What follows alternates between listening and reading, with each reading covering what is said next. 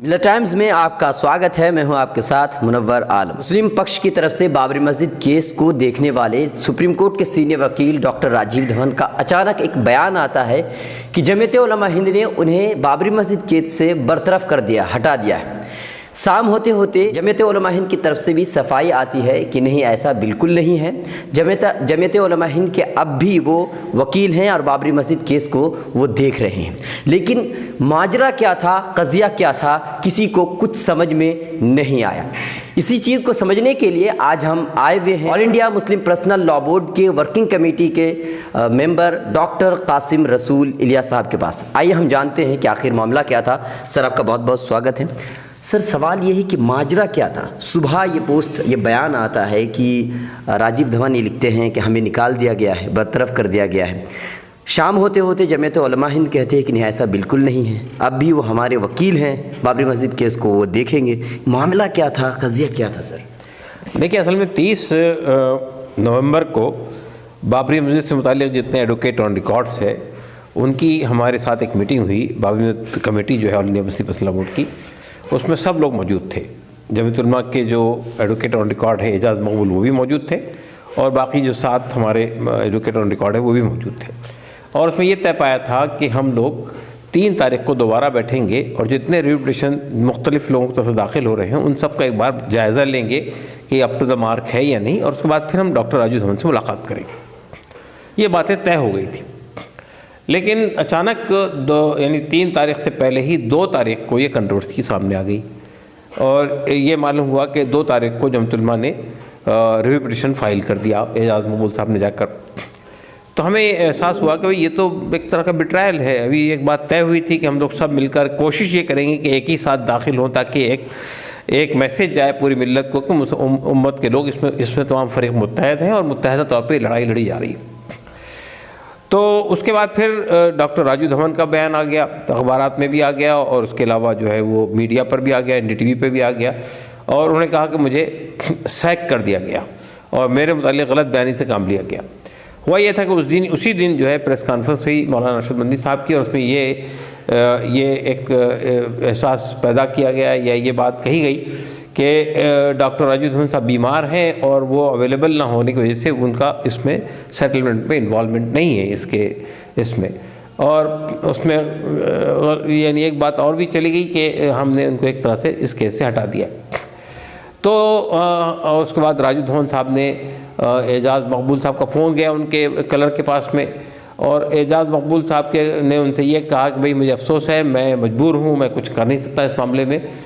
तो फिर डॉक्टर राजीव धवन ने उनको एक ईमेल भेजा, और ईमेल भेजकर उनसे कहा कि भाई ठीक है, अगर आपने मेरे मशवरे के बग़ैर और मुझे दिखाए बग़ैर अगर रिव्यू पिटीशन फ़ाइल कर दिया तो ठीक है, आपकी मर्ज़ी है, आप फ़रीक़ खुद जो भी तय करना चाहे तय कर सकता।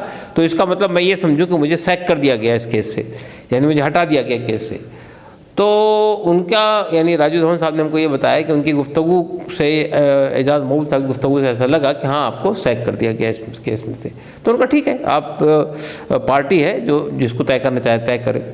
लेकिन हमें अफसोस ये हुआ कि एक शख्स जिसने एक गैर मामूली रोल है इसका इस पूरे केस के अंदर, जिसको हम फरामोश नहीं कर सकते हैं, और हम उनके एहसानमंद हैं, और उसको इस तरह से उसके साथ में मामला हुआ, ये बड़ा अफसोसनाक था। हम लोगों ने 3 तारीख को ये भी तय किया था कि जब हम रिव्यू पिटीशन फाइल देख लेंगे तो उसके बाद हम डॉक्टर राजीव धवन से मुलाकात करेंगे। अच्छा सर, बीच में एक सवाल ये पूछना चाहूँगा कि डॉक्टर राजीव धवन जमीयत उलमा हिंद के वकील हैं या all India Muslim personal law board के वकील हैं? क्योंकि दोनों ही अपना क्रेडिट लेते रहते हैं, तो असल में ये वकील किसकी तरफ से है? देखिए, पहली बात तो ये है कि डॉक्टर राजीव धवन सबके वकील हैं।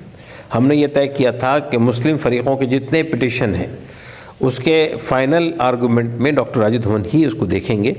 गो के बाज़ उन्वानात के तहत में हमने 2 और वकीलों को इंगेज किया था, एक मीनाक्षी अरोड़ा को जिनको आर्कियोलॉजी का इशू दिया गया था, और एक शेखर नाफड़े को उनको रेसिड्यूकेट का इशू दिया गया था। इन दोनों के अलावा डॉक्टर राजीव धवन ने तकरीबन हर फरीक़ के तरफ से बहस की इस मुकदमे में। तो ये कहना कि डॉक्टर राजीव धवन फ़लाँ के वकील थे और फ़लाँ के वकील नहीं थे, बात सही नहीं है, वो सबके वकील थे। तो चुनांचे हमने 3 तारीख को मीटिंग की, और मीटिंग के बाद डॉक्टर राजीव धवन से मुलाकात की, और जाहिर बात है कि उनके मुंह से सब बातें सुनी, जो कुछ उनके एहसास थे, जो कुछ भी हमने उनसे कहा भी देखिए जहाँ तक इस मामले में क्यों जल्दी की गई, क्यों इजलत की गई हम नहीं जानते। हालांकि हमारे साथ ये तय हो गया था कि हम 3 तारीख की मीटिंग में बैठेंगे और सब चीज़ फाइनल करने के बाद उस दिन तारीख तय करेंगे किस दिन हमें मुश्तरका तौर पे पिटीशन दाखिल करना है। तो डॉक्टर धवन साहब ने ये बताया कि मैंने तकरीबन 10 दिन तैयारी करके रिव्यू पिटीशन की डिटेल तैयार की थी और वो मैटर मैंने एजाज मकबूल साहब को दिया था और उनसे ये तय हुआ था कि वो एजाज मकबूल साहब से वो जब वो कॉपी फाइनल करके ला के मुझे दे गए तो मैंने उनसे कहा कि मैं इसको कल देखूँगा, लेकिन वो कल देखने से पहले ही वहाँ फाइल हो गया। तो उनको लगा कि ये तो एक तरह से वो हो गया, यानी मतलब कि अभी हमने फाइनल नहीं किया और उन्होंने लिया के दाखिल कर दिया। तो इनको ये एक बहरहाल सदमा पहुंचा कि भाई ऐसा कैसे किया गया, मैं पूरे केस में इन्वॉल्व हूँ, हर चीज़ मेरे मशवरे से हो रही है, हर मामले में मैं इन्वॉल्व हूँ और ये रिव्यू पिटीशन का ना मुझे मालूम है कब दाखिल होने वाला है, न ये मालूम है कि जो फाइनल ड्राफ्ट है उसको एक बार और मुझे देखना था, उसकी मौका भी मुझे नहीं मिला। बहरहाल हमने उनसे तफसील से बात की, हमने कहा भाई देखिए जो कुछ भी हुआ बहरहाल हम समझते हैं कि आप हमारे वकील हैं और आपको इस केस में रहना है। तो उन्होंने कहा देखिए मैं चूँकि अब जमीयत उलमा को मना कर चुका हूँ, इसलिए मैं किसी और फरीक के तरफ से जाता हूँ मामले में, तो ऐसा लगेगा कि मुस्लिम सोसाइटी में एक डिवीज़न हो गया है और मैं एक फरीक के साथ चला गया हूँ।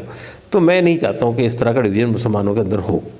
अलबत्ता उन्होंने उस पूरे गुफ्तगू के दौरान हमारे रिव्यू पिटीशन में क्या क्या चीज़ें होनी चाहिए, किन बातों को सामने रखें, उनका मैंने बेसिक फ्रेमवर्क तो दे दिया हूँ एजाज मकबूल को और वो आप लोगों के पास भी पहुँच गया होगा। और उसके बाद इसमें मज़ीद क्या चीज़ें होंगी उस पर तफसील से गुफ्तगू हुई उनके यहाँ। और 1 घंटा 1.5 घंटा हम लोग उनके पास बैठे और उन्होंने बताया कि इसमें ये चीज़ों को और आप डालिए। उसके अलावा उन्होंने एक प्रिंटेड ड्राफ्ट भी हमको दिया अलग से कि ये चीज़ों को भी आप देख लीजिए।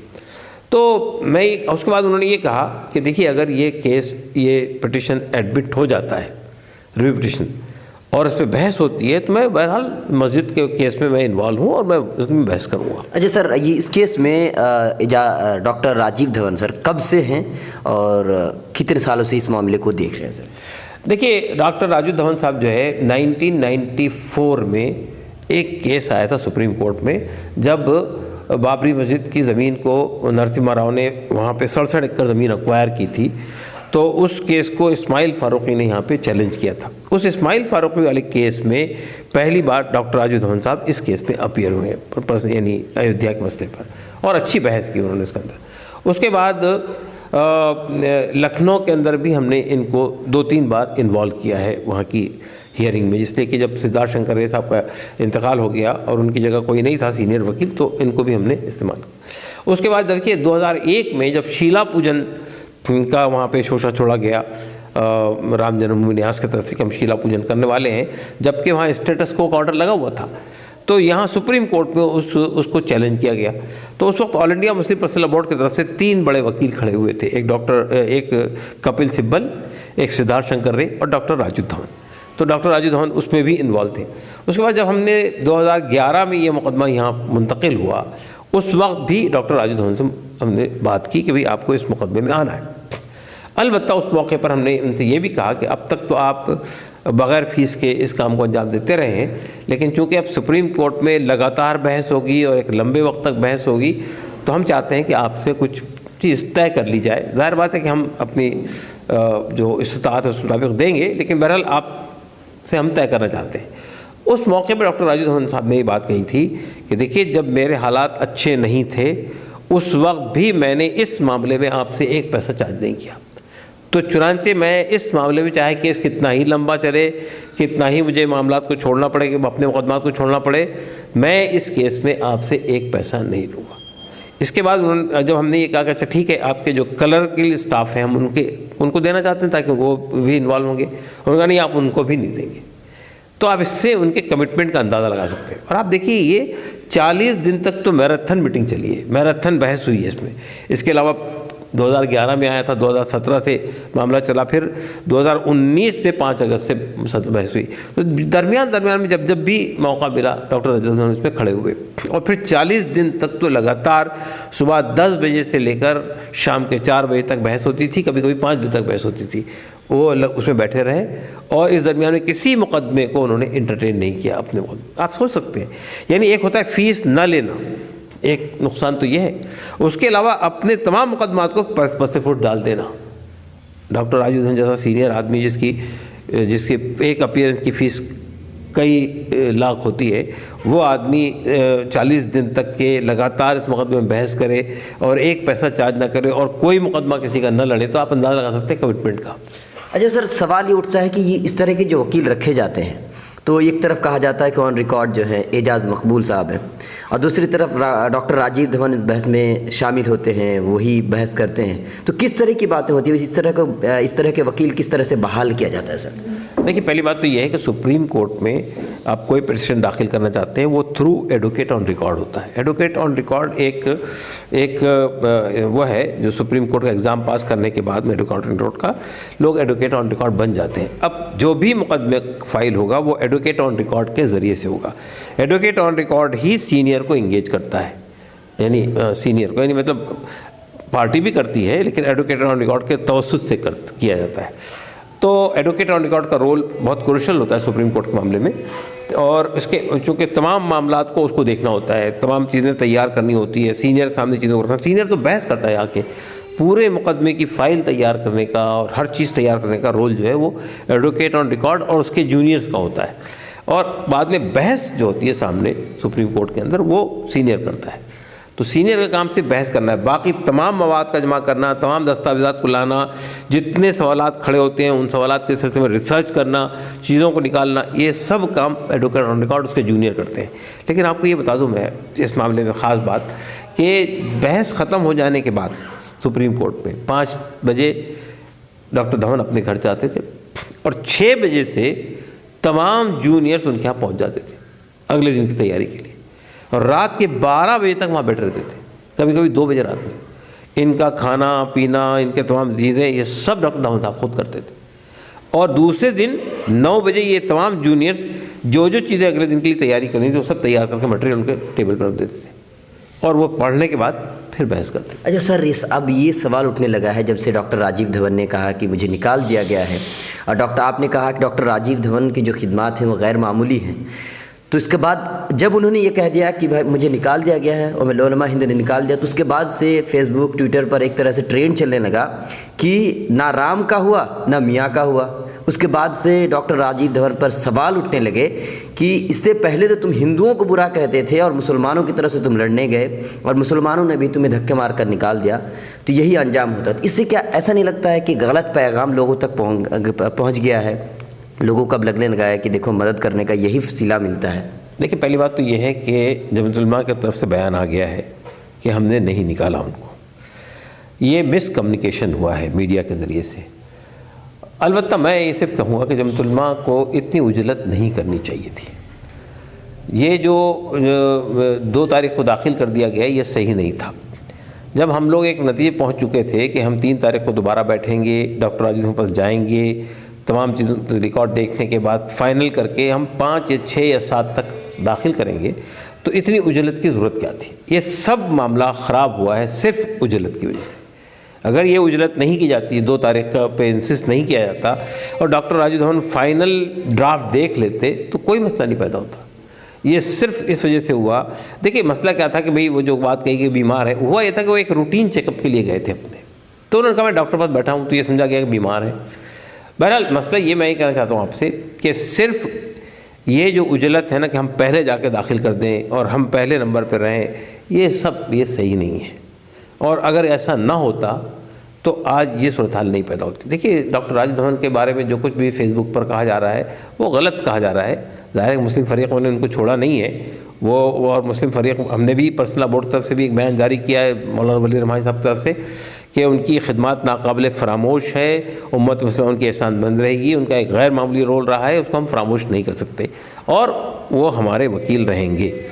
जो बात उनसे फ़ाइनल हुई है उससे भी अंदाज़ा है कि वो हमारे वकील रहेंगे इस केस में, अगर ये केस यानी रिव्यू पिटिशन एडमिट हो जाता है तो उसके बाद वो ही बहस करेंगे इस मामले में। मगर ये नाखुशगवार वाक़े ने वाकई सब मुसलमानों के अंदर एक इस तरह भी बेचैनी पैदा कर दी है और ऐसा माहौल बन रहा है। एक तो डॉक्टर राजीव धवन को लोग गलत सलत सुना रहे हैं, न तुम इधर के हुए न उधर के हुए, और दूसरी बात ये है कि ये तासुर जा रहा है कि मुस्लिम फ़रीक़ों के अंदर या मुस्लिम जमातों के अंदर भी इंतशार है, उनके अंदर भी इत्तेहाद नहीं है और ये केस को भी वो मिलकर नहीं लड़ते हैं।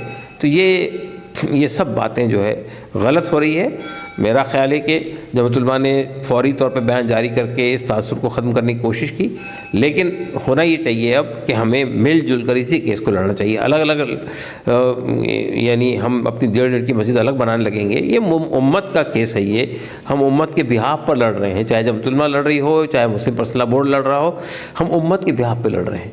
तो हमें मिलजुल कर मुत्तहद तौर पे ये लड़ाई लड़ेंगे तभी हम इसमें कुछ कामयाब होंगे। अगर हमने इंतशार का मुजाहरा किया तो ज़ाहिर है कि इंतशार से तो दुनिया भी ख़राब होता है और आखिरत भी ख़राब होती है। बहुत बहुत शुक्रिया।